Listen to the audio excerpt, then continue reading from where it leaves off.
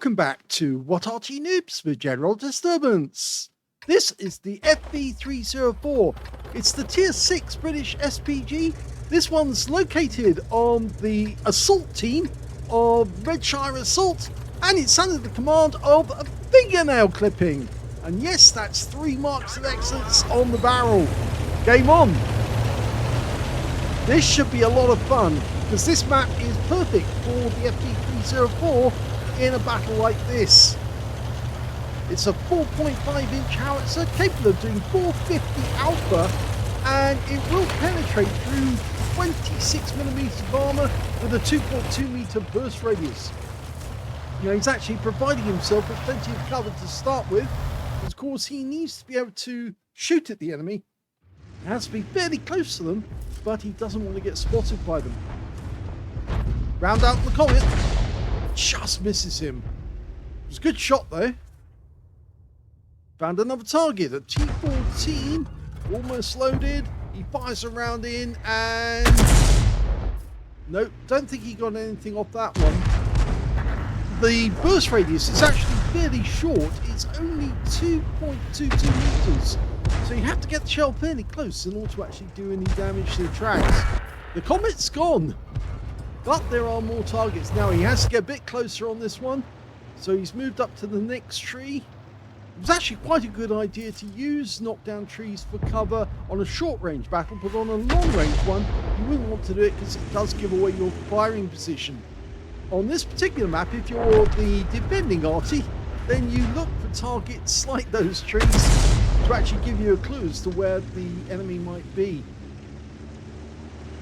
Okay, T14. Oh, he's rocking backwards and forwards. Oh, it looks like he's also up there with an ARMT, and they're both moving about the same spot. So they're knocking trees down as well to provide cover. That's better. 199 off that one. Will he be able to get the same amount off the next shell? He's got a fairly fast reload. That's a direct hit. So he definitely got something off that. Now the enemy Arty is an SU-8. We haven't found out where he is yet, but more than likely he's going to be focusing on hitting enemy tanks, at least I would think so. Rounds out the ARMT, and he takes a massive hit for 166. Next shell, he goes down. Now you're not going to see stun assist, but you might see damage assist in this game. Of course, the 4.5-inch shells don't actually have any stun at all, but they are 109th? I'm trying to remember the caliber now. I think it's 114mm. Okay. Rounds out. Oh, that was a direct hit again.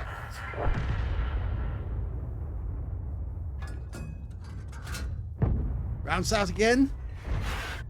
Oh, he gets the kill shot this time. But the enemy RT knows where he is, so now he will have to move, because that last shell definitely came from the SU-8.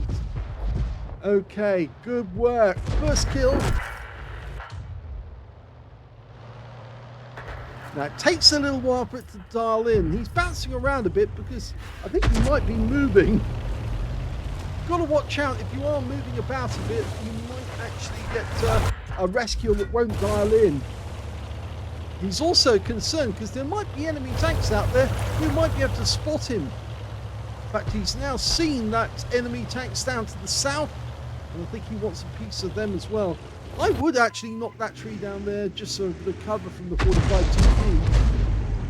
The SU-8 won't be able to work out where he's moved to, but obviously we'll be looking for any traces coming out of trees. 207 from that shot alone.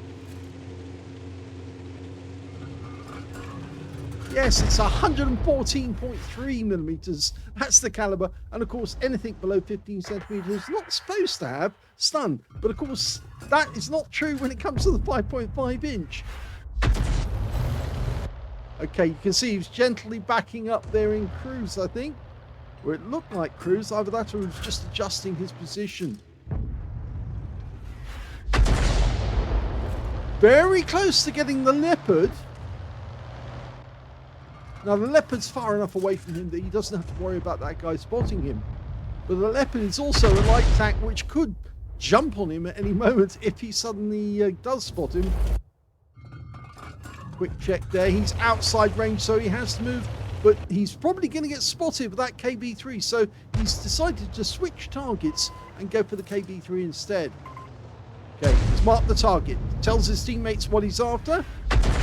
I always like it when a player does this because it really is communicating with teammates to say, that's my new target, this is what I'm going for. Rounds out. Direct hit! Oh, and he's a one-shot and gets killed by the Achilles. It says something to the other teammates. I am willing to communicate with you, and I'm also willing to hit the targets you want me to hit. KB3 is now very vulnerable. He's getting hit by two different directions. He's caught in a crossfire. Artillery shells coming down on top of him, whilst tank shells are hitting the front of him. Only 28 hit points from that one. It must have hit some heavy armor. Wait for it. Okay, well, he's backing up close to the river now. They're doing very well because they're 4 tanks up on the enemy. KV3 again. Let's settle. Still adjusting, but gets it right. Lands right alongside for 20 hit points. That was definitely smash. Okay, can we hit him? Unfortunately, one of the enemy tanks went down there. Oh no, it was actually our KV1SA, sorry. KV3 takes a massive hit from that one. 138 this time. And the kill shot goes to the Wolverine. There's only 6 enemy remaining. He tries a wild shot on the Leopard. It's one of the few Arty that doesn't have a whole lot of shells, but it has 75. You say that's not a lot of shells, but at the rate it fires it, it can get through those fairly quickly. The book reload is 12.94 seconds, and you can see here that fingernail clipping's got it down to 10.12. So he's not a couple of seconds off, but it's so easy to run out of ammo with this Arty if you're not quick and careful. Well, the Leopard managed to dodge that shell. He's on the reverse side of the hill, the big hill. There he is, lined up. Oh, lovely shot! 155 from that one. And the Leopard's now a one-shot for anyone who can get something near him. See if we can get him. Rounds out. Yes! Lovely! That's his second kill of the game, and it's an important one. Now we've got another one which would potentially be a third kill if we can get it. We're dialing in. Go for it. Rounds out. Yes! Another one! That's 3. So, who's next? There's only 2 enemy left. The Arty and the T25 AT. The SU-8 just died. The Tiger 1 found him.